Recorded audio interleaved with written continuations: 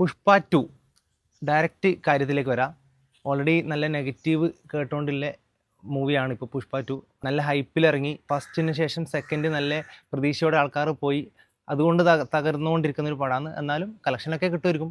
Direct ഞാൻ കാര്യത്തിലേക്ക് വരാം. പുഷ്പ 1 നമുക്കൊരു 7നും 9നും ഇടക്ക് റേറ്റിംഗ് കൊടുക്കാൻ പറ്റുന്നുണ്ടെങ്കിൽ ഈ പുഷ്പ 2 ഒരു 6നും 8നും ഇടക്ക് റേറ്റിംഗ് കൊടുക്കാൻ പറ്റുന്ന തരത്തിലേക്ക് അങ്ങനെ അത്രേ താണിട്ടുള്ളൂ. അല്ലാതെ ഒരുപാട് തരം താണ പടത്തിലേക്കൊന്നും എത്തിയിട്ടില്ല.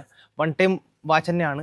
ശരിക്കും പറഞ്ഞാൽ ഈ പുഷ്പ 1 നമുക്ക് ഏതുതരം ആൾക്കാർക്കും കണ്ടു കഴിഞ്ഞാൽ ദഹിക്കുന്ന രീതിയിൽ എടുത്തിട്ടുണ്ടെങ്കിൽ ഈ പുഷ്പ 2 അല്ലു അർജുൻ ഫാൻസിന് മാത്രം ദഹിക്കുന്ന രീതിയിലാണ് എടുത്തിട്ടില്ലെന്ന് വേണമെങ്കിൽ പറയാം. കാരണം കുറച്ചും കൂടി തെലുങ്കൻ സ്റ്റൈലിൻ്റെ സ്റ്റാർട്ടിങ് തന്നെ നമുക്ക് അല്ലു അർജുനെ ഫസ്റ്റ് ഇംപ്രഷനിൽ നമുക്ക് ആ പടത്തിൽ കണ്ടതിന് ശേഷം ഫൈറ്റൊക്കെ ഓവർ തമിഴ് സ്റ്റൈലിൽ വിജയൊക്കെ തെറിക്കുന്ന ആ ഒരു രീതിയിൽ ആദ്യം കൊണ്ടുവന്നതോടെ തന്നെ ആ പടത്തിലൊരു നെഗറ്റീവ് സ്റ്റാർട്ടിങ് ആയിപ്പോയി.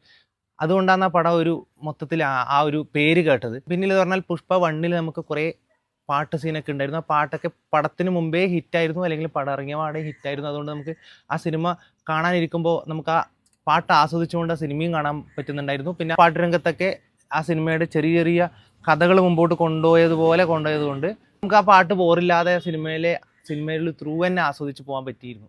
ഇതിൽ അതാണ് സംഭവിച്ചത്. കുറേ 4-5 പാട്ടുകളുണ്ട്. എല്ലാ പാട്ടും സെപ്പറേറ്റ്, പടവുമായിട്ട് ബന്ധമില്ലാത്ത സെപ്പറേറ്റ് ഇങ്ങനെ കാണിക്കുന്ന രീതിയിൽ തോന്നിയുകൊണ്ട് ആ പാട്ട് അധികം ഹിറ്റാവാത്തത് കൊണ്ട് നമുക്കത് കടന്നു പോകാൻ, ആ പാട്ടും കൂടി കടന്നു പോകേണ്ട ഒരു സിറ്റുവേഷൻ വന്നു. ആ പാട്ട് ഒഴിവാക്കിയാൽ തന്നെ ഈ 3:20 എന്നുള്ളത് 3ലേക്ക് കടക്കും, സിനിമയിലേക്കാണ്. പിന്നെ രശ്മികയുടെ കുറേ കഥാപ്രസംഗം കാര്യങ്ങളെല്ലാം ഒരു സീരിയൽ ടച്ച് പോലെയെല്ലാം ആൾക്കാർക്ക് തോന്നുന്ന രീതിയിലല്ലാതെ ഈ ഒരു നെഗറ്റീവ് വരാൻ കാരണം. ഇത് രണ്ടും ഇതിൽ നിന്ന് ഒഴിവാക്കിയിട്ടുണ്ടെങ്കിൽ സൂപ്പർ ഹിറ്റ് ആവേണ്ട ഒരു മൂവി തന്നെയാണ് നമ്മളെ പുഷ്പ 2. നോർമൽ ആൾക്കാർക്ക് ഇപ്പോഴും അത് പോയി കഴിഞ്ഞാൽ ചീത്ത വിളിച്ചുകൊണ്ടും കണ്ടിട്ട് ബോറാന്ന് അങ്ങനെ ഇങ്ങനെയെല്ലാം പറഞ്ഞുകൊണ്ടുണ്ട്. അതുകൊണ്ട് നോർമൽ ആൾക്കാർക്ക് ഇപ്പോഴും OTT വന്നിട്ട് നമുക്ക് കണ്ടാൽ മതിയാവും. അത്യാവശ്യം അല്ലോട് സ്നേഹവും അല്ലെങ്കിൽ ഇതുപോലത്തെ പടം ആക്സെപ്റ്റ് ചെയ്യുന്ന ആൾക്കാർക്ക്, ഞാനിപ്പോൾ അത് നെഗറ്റീവ് റിവ്യൂ കേട്ടുകൊണ്ട് തന്നെയാണ് പോയത്, അതുകൊണ്ട് ആക്സെപ്റ്റ് ചെയ്തു. എത്രത്തോളം മോശമുണ്ട് എന്ന് അറിയാവുന്ന രീതിയിൽ തന്നെയാണ് പോകുന്നത്. ആക്സെപ്റ്റ് ചെയ്തിട്ട് തന്നെ പോയതുകൊണ്ട് വലിയ കുഴപ്പമില്ലാതെ ഇടയ്ക്ക് ഇരുന്ന ലാഗിങ് ഇല്ലയെന്ന് എല്ലാവരും ഇത്രയും നെഗറ്റീവ് പറയാൻ കാരണം. ഇടയ്ക്ക് വരുന്ന ലാഗിങ് ഒഴിവാക്കി കഴിഞ്ഞാൽ നമുക്ക് പടം ഇങ്ങനെ കണ്ടുകൊണ്ടിരിക്കുക. അതിൽ ലാസ്റ്റ് ഒരു മൊമെൻ്റ് എനിക്ക് ഭയങ്കരമായിട്ട് ഇഷ്ടപ്പെട്ടു. അത് ഞാൻ ഓൾറെഡി ഒരു വീഡിയോ ഞാൻ തൊട്ട് മുമ്പ് ഇട്ടിട്ടുണ്ടായിരുന്നു. അത് ആ കണ്ടപാടിലെ എഫക്റ്റിൽ അതേ ചൂടിൽ ഞാൻ പറഞ്ഞു. അതുകൊണ്ട് അത്ര ചൂടിൽ പറയാൻ പറ്റുന്നില്ല. എന്നാലും പറയാം, അവസാനത്തൊരു ഫൈറ്റ് രംഗമുണ്ട്. നിങ്ങൾ പണി മൂവി കണ്ടിട്ട് ഇഷ്ടപ്പെട്ട ഒരാൾക്കാരാണെങ്കിൽ ആ പണി മൂവിയിൽ ലാസ്റ്റ് നമുക്ക് പ്രതികാരം ചെയ്യുന്നൊരു സാറ്റിസ്ഫാക്ഷൻ ലെവൽ കിട്ടുന്നില്ലേ, അതുതന്നെയായിരുന്നു മലയാള സിനിമയിൽ ഏറ്റവും നല്ല പ്രതികാരത്തിന് സാറ്റിസ്ഫാക്ഷൻ കിട്ടിയ ഒരു മൂവിയായിട്ട് ഇപ്പോഴും ആൾക്കാർ പറയുന്നത്, അല്ലെങ്കിൽ ഞാൻ പറയുന്നത്. പക്ഷെ അതിനേക്കാളും സാറ്റിസ്ഫാക്ഷൻ എനിക്ക് ഇതുപോലൊരു പ്രതികാരം ചെയ്യുന്നൊരു സിറ്റുവേഷൻ ഇതിലുണ്ട്. അത് ആ രംഗങ്ങൾ ക്രിയേറ്റ് ചെയ്തിട്ടില്ല. നമുക്ക് KGF ഹെലികോപ്റ്ററിൽ ഇവൻ പോയി പ്രതികാരം ചെയ്യുന്നൊരു സീൻസൊക്കെ ഉണ്ടല്ലേ, ആ ഒരു സ്റ്റൈലിൽ ചെയ്ത് അത്രത്തോളം എത്തിയിട്ടില്ലെങ്കിലും ഏകദേശം അതിനോട് കിടപിടിക്കാൻ പറ്റുന്ന രീതിയിൽ ഇത് ക്രിയേറ്റ് ചെയ്തിട്ടുണ്ട്. ആ ഫീലിംഗ് കിട്ടി.